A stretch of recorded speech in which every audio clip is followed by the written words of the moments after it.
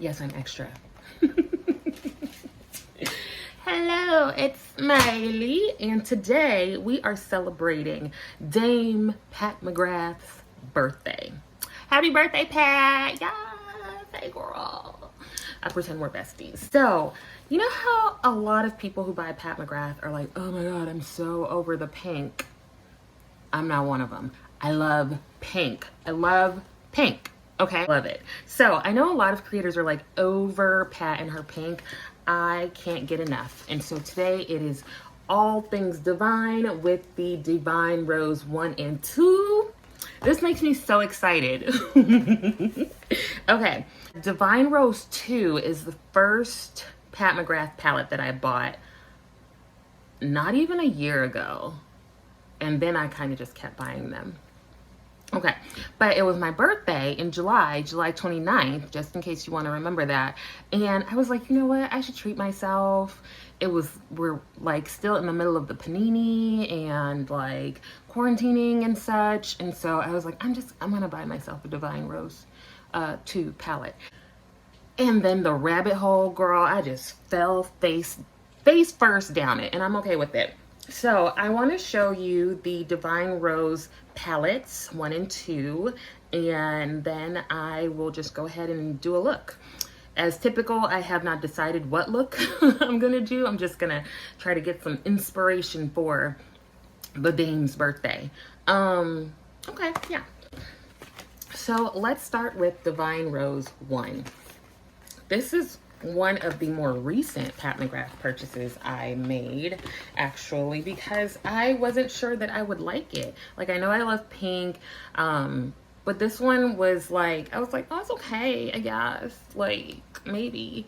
I love it. Let me tell you, I love it. So yes, I love this palette.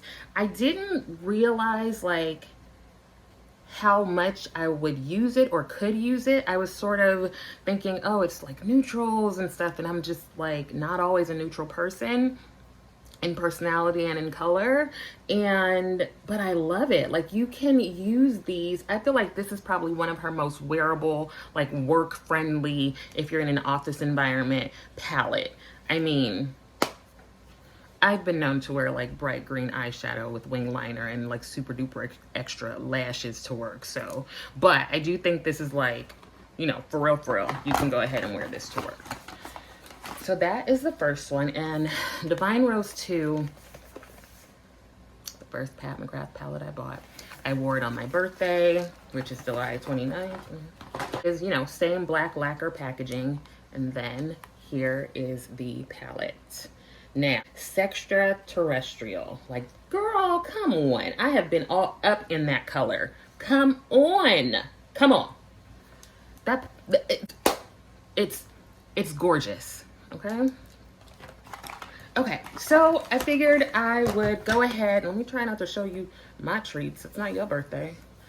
All right, there we go. Okay, so I'm going to go ahead and do a look, and we'll see what happens. So, stay tuned. Okay, so I'm going to take Sextra Terrestrial and BR Rose Venus, which are kind of like the standout shades in both of the palettes. And I'm going to put them both on my eyes. Both of them. Both of them.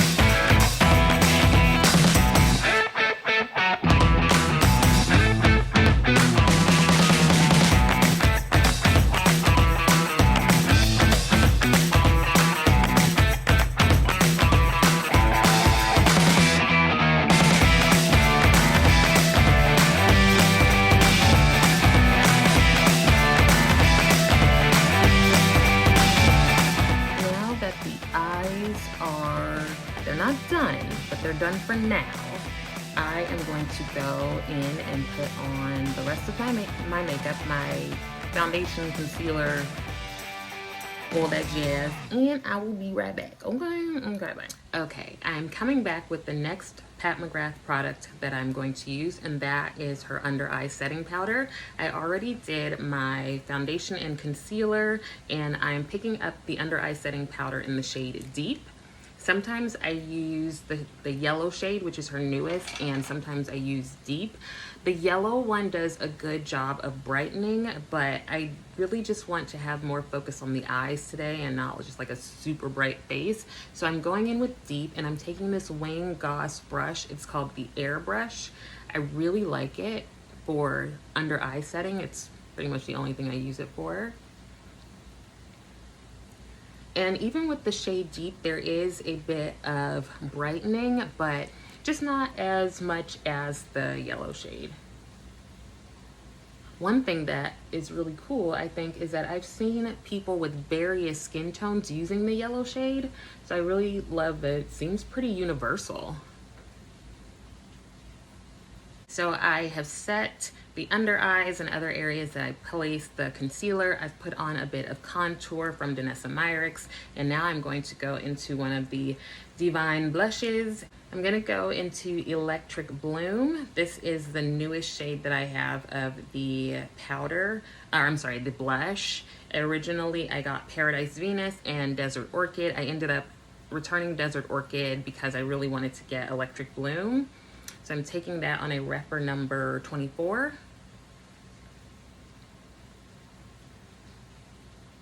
And I tend to place my blush a little higher on the cheekbone and sort of towards the back in like a crescent shape.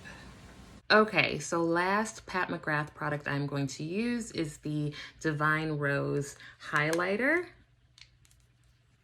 Here it is. I was gonna say like it's one of my favorites, but I literally have this, the newer highlighter, and I think those are the only two highlighters in my collection right now. So I like both of them. Now I like this one because it's a bit more subtle, but then I like the other one, Golden Nectar. Yes, that one is like icier, and that's when you're like, you want your highlighter to be seen not even just like from the sky, like you want to be all up in the nebula. You want to be like chilling with the extraterrestrials, and they're gonna be like, girl, that's bright. That's when you use that Golden Nectar one. Also went in with some lashes from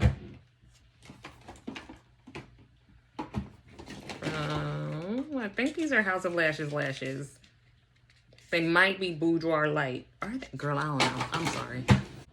So that is it. This is the finished look. I finished everything up with some lip liner from Essence. I think that lip liner is like $2 or so, and it is the Stay 8-Hour lip liner, and it's in the color Stay Woke. I just filled in my lips with that lip liner rather than pulling a lipstick.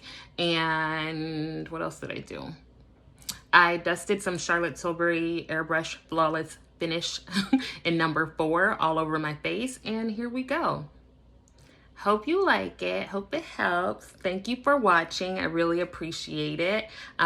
Like the video. Tell me what you think. How are you celebrating Pat's birthday? And I will see you next time.